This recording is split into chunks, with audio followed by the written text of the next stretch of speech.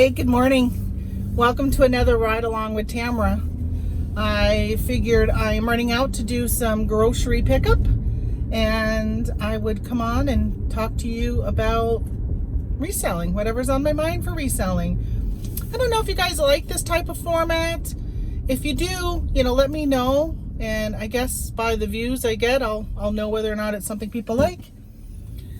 But sometimes sitting at my desk and just like recording topics or whatever is just time consuming. So if I can double dip and be going to do something else and throw something up on certain topics, I think I might try this format for a little bit and see how it works. I apologize that I'm not looking at the camera all the time, but I am driving, so I do like to look at the road while I drive. So let's see, what should I talk about today? Tomorrow is my, what's it called? Isn't that awful? My own channel, and my mind is just like, so tomorrow is my lunch break Monday show, and I was thinking about talking about taxes on that show. And so this morning when I got in the car just a little bit ago, I'm like, all right, what can I talk about? And I thought, well, maybe I'll talk about taxes. And then I thought, no, I really want to do that tomorrow. So tune in tomorrow to hear about taxes. So I'm not a tax accountant. I am not a tax professional. I'm not a CPA. Now, I did go to college for business and accounting. And, there's a little turtle in the road. And so I do my own taxes, and at some point I do plan on hiring a CPA, and I think that it's important especially when you get to a certain level, to talk to a CPA. But there is a lot of information on the IRS website that will tell you about the stuff that you can claim and the stuff you can't claim and all that kind of stuff for taxes. So tune in tomorrow on Monday. Hopefully I'll get this up today so you guys can see it on Monday. And if you're watching this after Monday, June 22nd, I don't even know. I think today's 21st. I don't know what the day is, but tune into that, or you can go back and watch it if it's after the fact.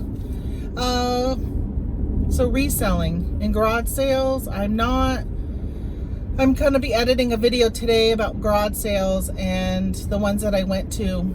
And unfortunately, there's just not a lot of garage sales right now, and I'm really disappointed in that. I was just watching a channel this morning, Redneck Resales, and they were doing, their video was all about the garage sales they hit. I gotta say, there's a little bit of jealousy when I see things like that, because I want garage sales so bad, but we're just trying to not have much social distancing and all that kind of stuff. But so that's another thing. Maybe next year we'll have more, or maybe as the year goes on, people will start having them towards the end of summer when they realize that maybe the state in this area is just not opening up fast enough. I mean, we are at state level 3 or stage 3, whatever it's called, phase 3. So most things are open, but at a limited capacity. But still, people are extremely on high alert. I live in a very old area. A lot of people, it's not a young crowd here except for college students, and those college students have gone home. So it's mostly just old people around here, and they're very, very cautious. And I mean, I have one friend who still really won't even go out of her house. She just stays home. And my mom doesn't even go out except for grocery pickup. And then she just goes back. I did get her the other day to go for a ride with me because my father had his headstone delivered, and so we went to the cemetery to take a look at it, and that was nice. It was nice to get her out and stuff like that. So where can you, if you are still in an area, or now that we see more and more cases popping up again, whether or not this is the phase 2 that they're talking about, where people are going to start like having the virus, it's going to start spiking again all over. They're talking about that being in the fall, but that could be right now. So if you are in an area where it's starting to spike and you're going to be cautious again and go back to staying at home, our gas, $2.28 for gas a gallon here. Well, just saw the sign. How much is gas in your area? Leave a comment down below. Let me know how much gas is in your area. So right here is $2.28. So where else can you source for your items? And I know you probably have heard this topic many times because a lot of us were stuck inside during March, April, and May, and even some still in June. So when you're running out of stock, where can you source? And one of the things that I have been doing was liquidations. And if you look at I have a few videos out on 888 lots, and I was getting items from them. And I really have been happy with the stuff I've gotten, except I did buy a bunch of games. They were, I can't remember the name of them. It's a yellow box. And they have like a knight on the front of them. And I thought they were going to sell. And, they were going for a lot of money on Amazon. So I matched Amazon's price and I listed them merchant fulfilled, and I haven't sold any of them. And I put them on eBay, and I really do need to just lower my price because my cost on those was really low. It's like, I don't know, $2 or $3 a box, something like that.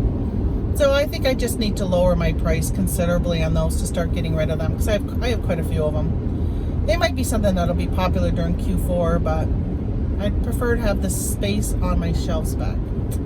I did just send some into Amazon FBA. I actually took 2 of them and decided to send them in and test the waters. It was a game I'd never really heard of, so I wasn't really sure whether or not I would end up getting like an IP claim on it. Not that it shouldn't really make a difference whether it's FBA or FBM. I haven't had any claims with FBM. But I've been trying not to sell too much stuff on Amazon that I got through liquidation because I just don't really have that chain of custody. And I mean, I could show I got it from a liquidation company, but I don't know. I just don't feel comfortable with that stuff. So liquidations, and there are quite a few out there. There's like bulk, but I've seen a lot of bad reviews on them, so I've never really used them. Liquidations.com. There's one that what's the name of that? I can't remember the name of it, but there's a channel I watch, Hooked on Pickin', that's it. And she does a lot of liquidation lots, and she, I can't remember the name of the company that's close to her, like Cars or I don't know. I have such a bad memory. But there's a lot of liquidation lots out there. B-Stock, that's one I've been stocking lately, but man, they're like expensive, and there's like huge pallets and truckloads, and really everything I've been watching is beyond what I really want to get into. I still want to stay a one-person shop, and I don't really want a huge pallet and have to deal with going through all that stuff. So for me, it's not there. But if you've got the space and you want to deal with that type of sourcing, then I would check out B-Stocks. They got like Target, Office Depot, Amazon, Walgreens, QVC, Zulily. They do all their like liquidations, so it's pretty good. They got some good stuff. And the other place you can do is, I watched a video with Jason T. Smith, and I'm in his secret beach, and he did every month he does a special video just for the secret beach people, and he did a video on just sourcing from your couch. And one of the things he talked about was, doing like Mercari to eBay, or even Mercari to Mercari, or eBay to eBay flips. And there's somebody in a group that I belong to, a Facebook group, and she was mentioning that she spent something like $1 million last year. And I was like, what? On eBay? And I'm like, you spent that much money? And it turns out she does eBay to eBay flips. Like, I know there's people who do that, but I guess if you're like really good on a niche, you can look. I was looking up some stuff yesterday. I look for trending stuff, which, by the way, I bought some Gone with the Wind CD or DVDs, Blu-rays from Walmart for $6, and I flipped them for $35. So that's good. So, I've been looking at just stuff like that that that is people are going to be getting rid of and flipping it. I'm choosing not to do like Aunt Jemima, Mrs. Buttersworth, Uncle Ben's. People are picking up those items and flipping them because the price is going up on those. So if you're okay with that, those are things that right now you could grab and flip. So there is sourcing that can be done. Even like the Walmart grocery.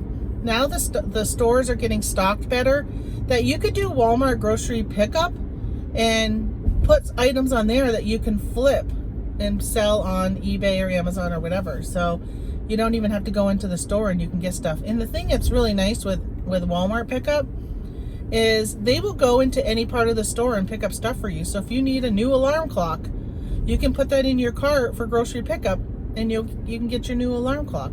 So that's pretty cool. I've been able to do that with a few of my replenishables. So I really want to look more and more into that whole eBay to eBay, Mercari to eBay, that type of stuff. I've also noticed that you can buy like lots of items on those platforms and then break the lots up. And I've seen where people have done that with video games. They'll buy a whole lot of video games and they'll extract 2 or 3 games out of maybe 25 they purchased, extract 2 or 3 of them, put them up individually and make 3 times their money back just on those 3 games, and then put the other games up in a lot just to kind of get rid of. So that's really good because, you know, a lot of people jump on places like eBay and they're just hobby sellers and they don't take the time to really find out what their stuff is worth. They just want to get rid of it. So people like ourselves who are a little more educated can jump on those items, grab them, and then price them accordingly. And sometimes it's just the keywords, the title, the pictures that just need to be upgraded to make that listing more optimized. All right, so where else can you source? So you can also source at like sales online. So I've done really well with buying stuff retail, OA they call it, online arbitrage. So picking up stuff that it's in the clearance section on like Kohl's website, or I've done really well with like Eastern Mountain Sports, you know, things like that. And even checking out Lowe's and Home Depot and even Walmart and Target. Like you can buy some items on there. Sometimes they'll have really good deals on like toys, and you can pick them up and then flip them back on eBay and even Amazon, Mercari, and all those places, Poshmark. Look for some clothes. You know, right now a lot of stores are clearancing their winter stuff, and if you've got the space, you can pick up that winter stuff and then come August, end of August, start listing it because people will start be looking for winter cool weather clothes. So that's a pretty good place to go and grab things to flip. So this week my plan is to go on a sourcing trip. I've decided, since New York has a really good like COVID rate right now, that I'm probably not going to be going outside of New York and sourcing anytime soon. Even like Vermont. I was in Vermont a couple weeks ago, or last weekend actually I was in Vermont, and Vermont's had an increase in cases, like a huge spike.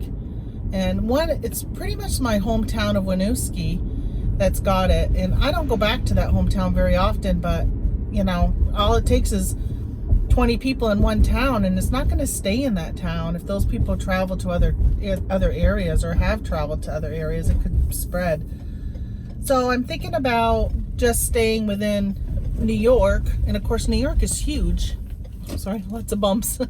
New York is huge, so I have a lot of places I can go in New York to get, you know, for sourcing. And now that I see hotels are open, will make it so much easier. So I'm going to take off on Tuesday morning, do some sourcing, and probably come home on Wednesday. And hopefully find some goodies. There's a lot of stuff on sale right now at Walmart. And of course, Lowe's and Home Depot always have good deals. And so I'm going to check it out and see what I can find, since I've already hit up the places around here. But, all right, I got to put you on pause for a minute because I got to pick up a prescription. Hey, all right, I'm back. Got my medicine. Boy, it's always a shocker. So I got it now where it's, when I pick up prescriptions, it's on like this easy sync. So all of my prescriptions, I pick them up at the same time. And oh, I'm thankful when I pick them up that I have insurance, because it's expensive even with insurance. I can't even imagine what it's like without it. So thankfully I have insurance. All right, so I was just thinking about what to talk about next, and I thought, I've already forgot. Isn't that horrible? Like, my brain is it's going to mush. It is going to mush. Oh, I know I was going to talk about. So Amazon 101. That's what I wanted to talk about today, because I have 2 family members that are getting involved in Amazon, and I'm so excited. And I know I talked about it a little bit in one of my other videos, but so I think I'm going to do an Amazon 101, and maybe it even like eBay, Mercari, Poshmark, whatever, just kind of like getting started with reselling. I wasn't going to do it, but it really seems like there's a lot of people that have been asking me questions lately that just are getting started, and I want to supply them with some kind of information. And so I figured, all right, I'll do that series, and then I'm going to do my Monday series. I'm going to try and have that one be at a more advanced level. So I got to figure out ways to do both, and if you're advanced, like what kind of topics would you like? So Amazon 101 and getting started with Amazon is a topic that I hear a lot. And if you sell on eBay, and only eBay, I highly recommend that you start looking at other platforms. So if you're not cross-posting some of your items to Mercari, I would really, really think about that. The younger generation, I say, like, obviously teens, but even the 20s and 30-year-olds, they're on Mercari. They're using Mercari. They're buying stuff from Mercari. So things that would be great for that age group, single people that are young and have dispensable money, I should say. You know, video games, that kind of stuff is doing really well, as well as people with like young children, young families. You know, what do they need? And people like a deal on Mercari. So any of your lower price stuff, I find just does really well there. So I would definitely look at going on Mercari, and it's super simple to post over there. And if you're not already using a system like CrossList, like I use for $10, I did a video on it. It makes it quick, really quick. So I cross-post on Mercari, and I cross-post all of my clothing on Poshmark. And now Poshmark is opening up their categories. I do my home goods on Poshmark also. I don't sell as much there. And I know that some people are like, oh, but you gotta friend people, and you gotta follow their closet, and you gotta share. And you do, and you definitely get more sales if you do that actively. But I share my closet like once a month. But I still get sales. I would say at least a sale or 2 a week. Like, it's not huge, but I know if I put more time into it, I would make more sales.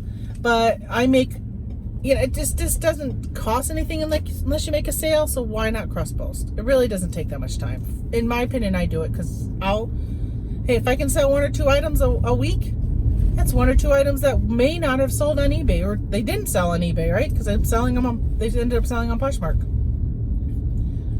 So I'm at Walmart here for my pickup. I love Walmart grocery pickup. Love, love, love it.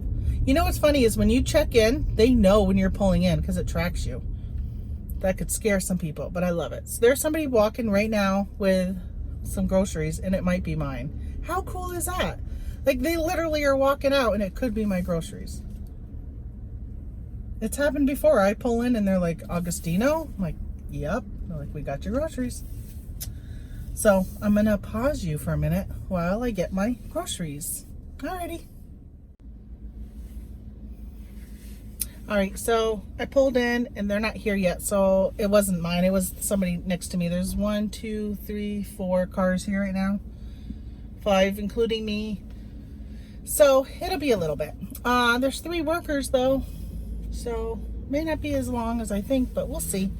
So Amazon 101, I wanted to talk about that and what it takes to get started with Amazon. And I really should bring my sister on at some point, because she's kind of going through the whole process of what it is like to get signed up for Amazon. And she had, sorry, I opened up the back of my car for them to put the groceries in, and I think one of my IKEA bags, I just want to make sure it didn't blow out, because I thought I heard the wind blow something. So she just went through the process of signing up, and they asked for like your driver's license number, your passport number, your bank account. All right, I gotta go and check my back because I think my bags are blowing. I'll be right back.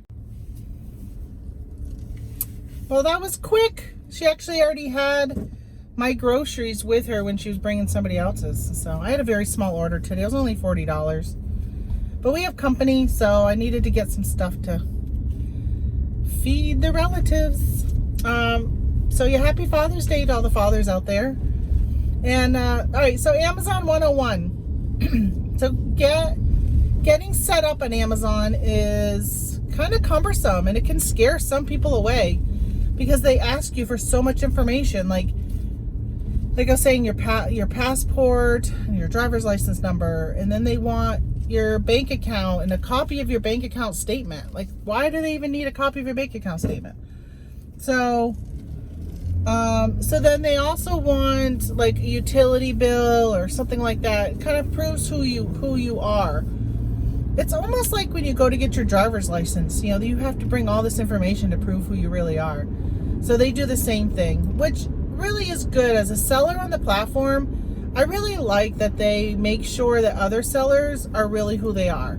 So there's not people who are just jumping on, scamming people, getting kicked off, and then jumping back on and scamming people again, because you just can't create another account as easy. So I like that they go through all this process to make sure everybody's who they say they are. It makes it a safer environment for all of us around, even though it's a pain when you're getting started.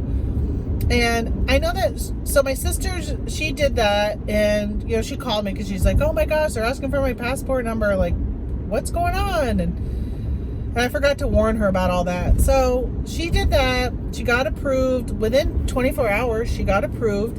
And then she went to list something, and then there was something with her, like, credit card or whatever. So then she had to go through another whole process with that.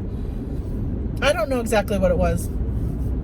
You know, but so she texted me last night, or maybe it was this morning, and that's finally cleared up and she can start listing again. Or not again, but start listing. So she was excited to do her first FBA shipment. And there's, I don't do my shipments through Seller Central. I do mine through Inventory Lab. So it's really hard for me to help somebody and teach them what it's like to do through Seller Central. I know that I'm pretty sure there's like an improvement, because I saw something from Amazon the other day that said that you could do a shipment and use your laser print, or not your laser, your Dymo 450 for printing labels. And I was pretty excited to see that, because that's one of the things I really like about Inventory Lab, because when I was doing it through Seller Central, 2 shipments I did last year when I first started, and I was just like, there's got to be an easier way, because this was horrible. And so I was doing like the 30 up labels, like your address labels you get from like Avery, you know, like 30 of them on a page. And it was just so time consuming. But even the way I do it now, I feel like is time consuming. I do the, I think it's called private in Inventory Lab. I do the private setting. So I put all my stuff in, and then I submit it to Amazon, and then Amazon will come back to Inventory Lab and tell me where to send it. So I do that all, like the private setting, and there's one that's called Live, where you can put it in a box as you scan it, put your labels on it, and you can put it right in a box, and it'll tell you right away where to send it. Well, from what I've understood, when you do it that way, Amazon can have you sending it to, 15 different warehouses. Where when you do it the private way and it's at the end, they will most of the time lump most of your items to one warehouse. So I continue to do it that way, but it's just a pain, because when you have like 150, 200 items, you scan them all, put it all into your batch, and then it tells you where to go, and then you got to go back and find all those items to find out which box they go in. So it's just time consuming. So when you get started with Amazon, once you finally get approved, and you could finally start sending stuff in, now is actually when it becomes the tough part. Because Amazon, you hear a lot of success stories about Amazon and how great it is. And so see, if you're doing like RA, you just go out and scan products and buy them from Walmart and send it into Amazon, and money starts flowing in. which it does, but it takes time, because when you first start, you are gated in so many products, so many brands. And what I say is stick with it. So many people quit. I see on reseller boards all the time about people who are like, I can't find anything, I'm just gonna quit, I can't find anything, there's nothing I can sell. Yes, there is. Don't walk in and scan 2 items and be like, oh, I can't sell anything, and then just give up. Like, you might have to scan 100 items to find 10 that you can sell when you first start. But you know what? The more you sell, the more you send in or do via fulfillment by merchant, the more you sell, the more brands will start opening up to you. So I say, go to the Dollar Tree, watch videos. There's videos out there of people sourcing at the Dollar Tree. Put in Amazon or retail arbitrage sourcing at Dollar Tree or something like that into the YouTube search, and you'll find videos that talk about it. And maybe I might get together with my sister at some point, and maybe while she's scanning some stuff, I can do a video and show you guys. But go through and scan products, because you will be surprised. And you might only pay $1 and only make $1, but when you're first starting out, every sale is a benefit to you. So if you're making $1 or $2 on a $1 item, you're not investing a lot of money. Pick up, 5 of them, send them in, and you'll only make $5 on those 5 items total. But again, every sale is a benefit to you, because after you do so many sales, and Lord, nobody knows what those sales numbers are, but all of a sudden you'll find that more and more brands are open. So that's what I did. When I started off, I was picking up stuff. I was sourcing at the Dollar Tree. Do not try sourcing at the Dollar General when you first start off, because I heard my sister did that, and she couldn't find anything. Well, that's because the Dollar General stores, their UPCs are over the manufacturer's UPCs. So you can't scan the UPC at Dollar General and have it match what it is at Amazon. You have to do it by typing in or doing like the photo scan of a product. So I said, don't start at Dollar General. It is frustrating. It's frustrating for me as a 1-year seasoned seller. So I don't source there very often unless it's like 4th quarter, but I really would advise doing that when you first start off. Walmart is really good. A lot of people are sourcing at Walmart, so you got a lot of competition on Walmart items. But go into so my whole thing is, if you go in and you scan, like, I can't sell Craftsman. And so if I go in and I go into Lowe's and I see something on clearance on Craftsman, I don't even really scan it unless I scan it with the eBay app, because I know I can't sell Craftsman. So I don't take the time. I'll look for products I don't know I can sell or products I know I can sell. So if you know that you can't do topicals, okay, then I wouldn't scan anything that is a topical. Anything that you rub on your body, suntan lotion, makeup, all that type of stuff, I wouldn't even bother scanning it. Go and scan stuff you probably can sell. Most home goods items, tablecloths, like, you'd be surprised by just a Walmart tablecloth. You scan it, Better Homes and Garden brand at Walmart, scan that, and then and see if you can make $2 or $3 off from something, grab it. Anything you can make a little bit of money off from, because when you first start off, it shouldn't be finding, which is great when you do, but it shouldn't be finding that item that you pay $5 for and you sell for $100. It really should be focusing on the items that you can send in and make even just a little bit on, because really that's the goal when you get started, is just building up that reputation on Amazon so you can sell more.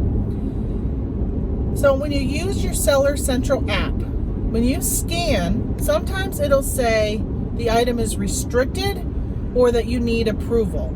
So if it says that you need approval to sell it, click that where it says you need approval.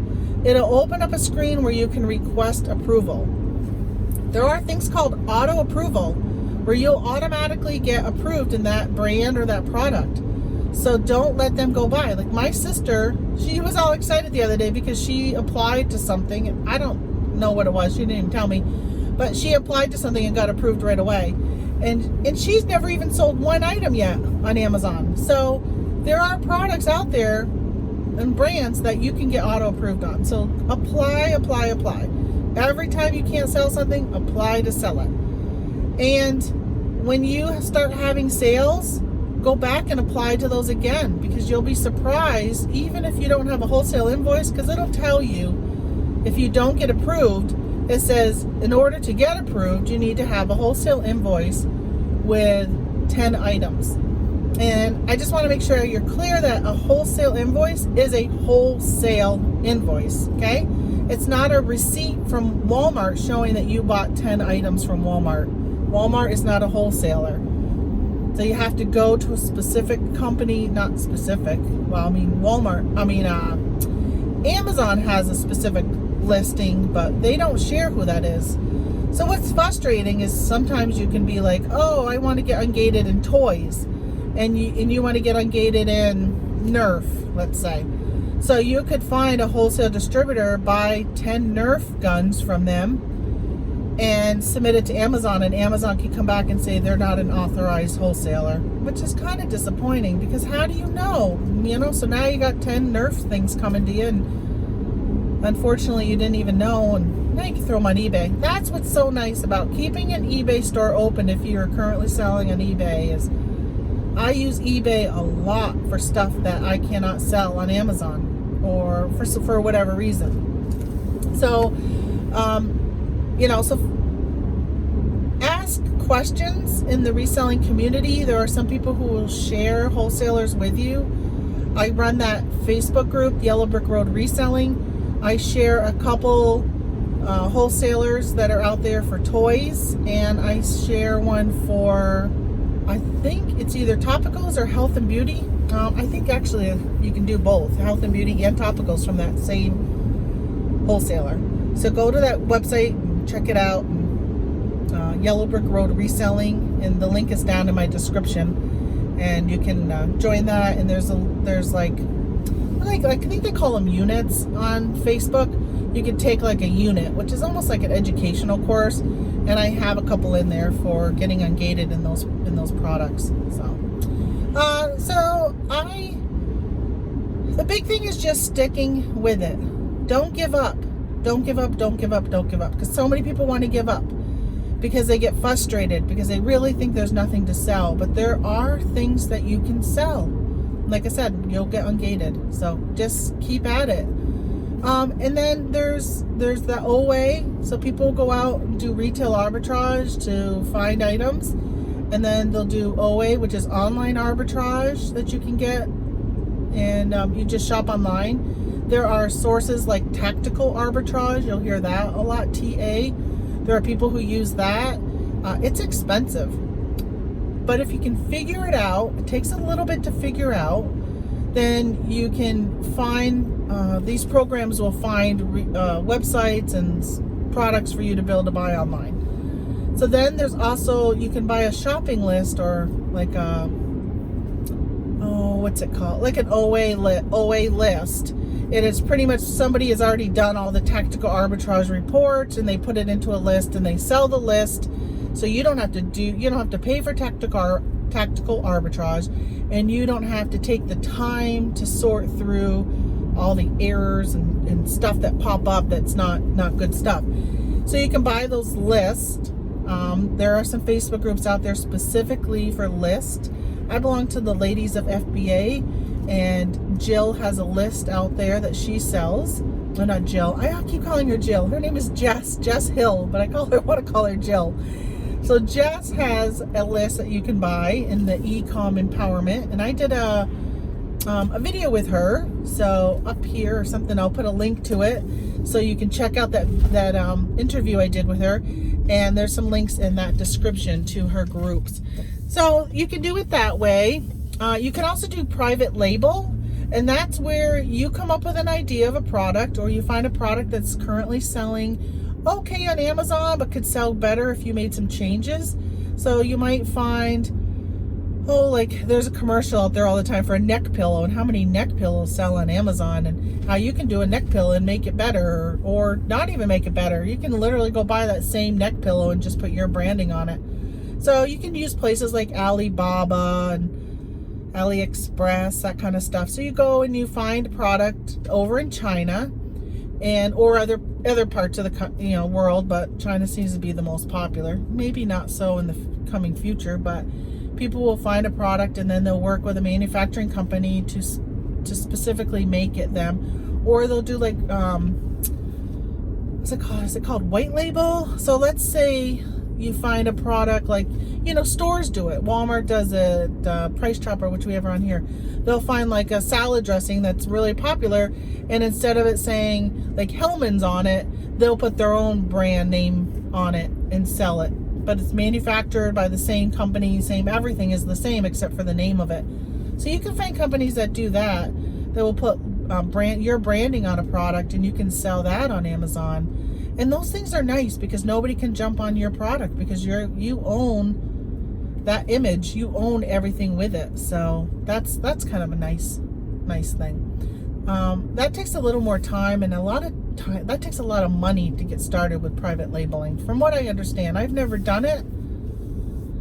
And then there's a thing called bundling, and you'll hear a lot about bundling, where you take a couple products that go well together and you bundle them. Like I did my first bundle. It was an eco box, is what it was called, and it had all eco-friendly products in it, like reusable straws and silicone reusable bags instead of like Ziploc bags, and it had beeswax wraps. What else did I have in that? Oh, like produce bags, reusable produce bags. So I did a little bundle and put that together. I paid for a class and learned how to bundle, and I was like, this is the perfect item. I'm passionate about these products. So I did a bundle, but man, those bundles, I'm still trying to sell them, and it's been since last summer. But the biggest thing was that there's so many people selling in that product category. So I would really niche it down even further and find a product that's not as popular, maybe. I mean, you would think you want a popular product, but maybe find a product, like right now I'm working on another bundle, and my plan is to find a product that's selling really, really well, and then bundle it with something else that would make sense going with it. Back to my house, all the neighbors are out. The farmer was out on his tractor, guy's mowing his lawn, somebody else was just going for a jog, getting it all out of the way, because it is 9:30 in the morning and it's already 82 degrees out. So yeah, so that's it for now on Amazon, because I am home.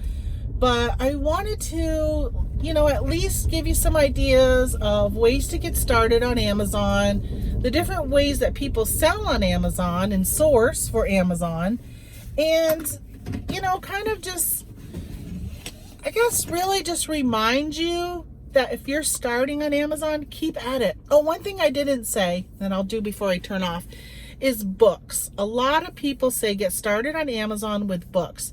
So go to book fairs, book sales. I don't know how many are going on right now, but even if you're out garage sailing or at the thrift stores and they have books, there are some apps that you can download. They cost money. Scoutly is one of them, and you buy this little handheld scanner because it makes it so much faster. I did it at a book fair last year, and I came out with a lot of books, but there's just not enough of that stuff around here. So I decided to focus on something else. But a lot of people get started with books. And what's nice with books is you can merchant fulfill them if you want, or you can mail them in. Like I sent mine in, and a lot of them sold. I just pulled back a few, but I think I sent in, oh gosh, I bet you I've sent in like maybe 1,000 books over the last year. And I have probably had to pull back 20. So that's not very many that I've had to pull back. But sourcing used books, that is huge. Because think about, when you want a book, where do you go to look for that book? Right? I mean, Borders isn't around anymore. There's not even very many Barnes and Nobles. You can go to barnesandnoble.com, but I don't even know if they sell used books on Barnes and Noble. I don't know. I usually go to eBay or Amazon, most of the time just to Amazon, and I'll buy a used book from somebody, and a lot of them are merchant fulfilled, and they just ship them to me. I mean, shipping is so cheap on media, for media mail, so it's just not that bad to do merchant fulfilled. And I think it's kind of somewhat expected for buyers to buy a used book from merchant fulfilled person, so even keeping them at your house isn't that big of a deal. But if you want to be like me and get away from having to ship stuff all the time, then send them in FBA and let Amazon deal with it. So books is highly, highly recommended. You'll hear a lot of people say start off with books because it also gives you a feel of how Amazon runs, and do that. But one thing I'll say is when you get started with Amazon, just don't go deep. If you find a really good deal, don't buy like 100 of something unless you're talking to an experienced Amazoner who can verify that yes, you should go and buy 100 of something, because I made so many mistakes when I first started off because I thought it was a really good deal because the app showed me it was like a good deal, but it ended up not being a good deal at all. And I've pulled back quite a few products from beginning of last year that I just didn't sell because they weren't good deals. So start with books, find a mentor. I am here. If you have any questions, feel free to ask me. You can send me a message on Facebook. And I got that group, feel free to post a message in that group, because if you got the question, I'm sure there's somebody else that has that exact same question, but just hasn't asked it. So please, please, please ask the question. You can post a comment down below here. I read my comments and I will get back to you, and I'll, reply or whatever. And if I don't know the answer, I will see if I can find the answer for you. All right. So let's, kind of learn, because I'm still learning. I've only been doing it for a year, so I'm still learning myself. So I'd be happy to help you out. I guess that's it. So I just want to sign off with my new slogan, which I'll probably get it wrong, is follow your yellow brick road, right? Follow your yellow brick road to success. Because just like Dorothy, find your friends, find your scarecrow, your tin man, your scarecrow and your lion. Find your buddies to go along with you that are going to help you and support you. And when you get to Oz, you're going to realize that all along you've had it in you to get to where you needed to go. You just got to stay the course and follow your yellow brick road. Alrighty, thanks for watching. Bye.